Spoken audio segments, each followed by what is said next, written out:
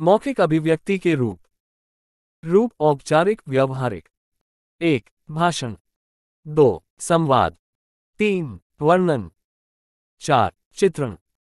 रूप अनौपचारिक व्यवहारिक। 1. बातचीत या वार्तालाप। 2. विवरण। 1. औपचारिक रूप। 1. औपचारिक मौखिक अभिव्यक्ति। औपचारिक भाषा प्रायः शिक्षित वर्ग या विद्वानों की भाषा होती है, जिसमें शब्द चयन, विचारों की क्रमबद्धता, शब्दावली तथा वाक्य विन्यास की व्याकरणिक नियमों की दृष्टि से शुद्धता पर अधिक बल दिया जाता है। इस औपचारिक भाषा का प्रयोग प्रायः सरकारी कॉन्फ्रेंस, सभा, कार्यालयों, कॉलेजों आदि में किया जाता है। 2. साहित्यिक औपचारिक अभिव्यक्ति। साहित्यिक अभिव्यक्ति में प्रायः औपचारिक तथा मान्य भाषा का अधिकतर प्रयोग होता है। साहित्यकार अपने साहित्यिक भाषण, कविता, पाठ, संवाद आदि में व्याकरणिक नियमों में आबद्ध, आरोह अवरोह, उचित गति, विरामों से युक्त प्रभावशाली ढंग से भावों एवं विचारों को गद्यात्मक या पद्यात्मक रूप में प्रकट करता है।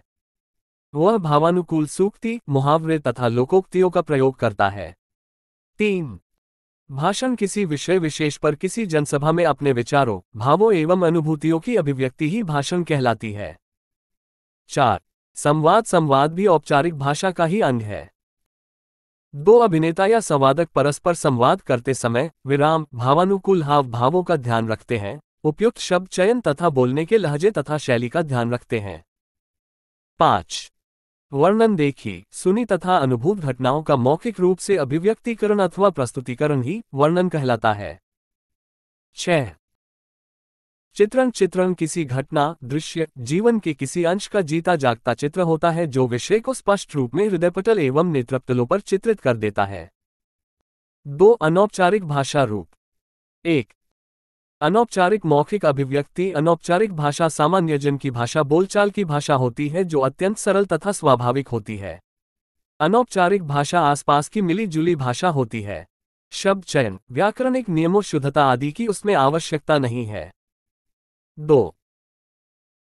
व्यवहारिक रूप। व्यवहारिक रूप का तात्पर्य है जीवन में व्यवहारिक रूप से काम आने वाली भाषा, अर्थात घर पड़ोस, बाजार में जाते समय, खाने पीने, उठने बैठने, घूमते समय आदि सभी व्यवहारों में बोली जाने वाली भाषा। 3. बातचीत या वार्तालाप रूप। बोलचाल की भाषा का तात्पर्य है बालक बालिकाओं के प्रतिदिन के कामकाज में प्रयोग में आने वाली सामान्य बोलचाल की भाषा या बोली से है। 4. विवरण। विवरण का तात्पर्य निष्पक्ष रूप से किसी सुनी, देखी, कही गई घटना का निष्पक्ष रूप से प्रतिवेदन देना या विवरण प्रस्तुत करना होता है। विवरण में वस्तु या घटना के कारण से लेकर अंतिम रूप तक रिपोर्ट प्रस्तुत की जाती है।